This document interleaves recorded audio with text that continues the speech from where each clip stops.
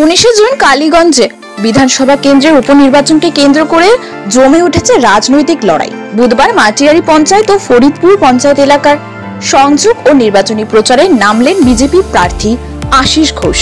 এই দিন পথসভা ও বাড়ি বাড়ি প্রচার চালিয়ে সাধারণ মানুষের সঙ্গে কথা বলেন তিনি।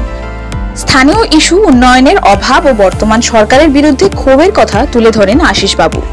মানুষ পরিবর্তন চাইছে, এই ভোটে তারই প্রতিফলন ঘটবে বললেন বিজেপি প্রার্থী আশিস ঘোষ। তিনি আরো জানান, কেন্দ্রের উন্নয়নমূলক প্রকল্পগুলি যাতে জনগণের কাছে পৌঁছায় সেই লক্ষ্যেই কাজ করতে চান তিনি।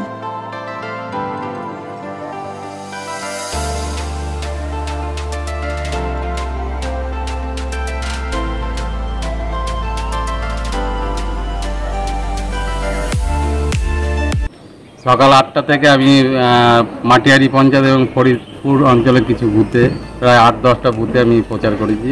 মানুষের ব্যাপক ছাড়া এবার আমাদের বিজেপিকে সব ভোট দেবে এবং বিজেপি জয়লাভ করবে। কি অভিযোগ পেলেন মানুষের কাছ থেকে? মানুষের কাছে তৃণমূল দল যে রাজানি, খুন, ধর্ষণ এবং যে দুর্নীতির পাকে দুর্নীতি ডুবে গিয়েছে, যার জন্য মানুষ ওদের আর চাচ্ছে না।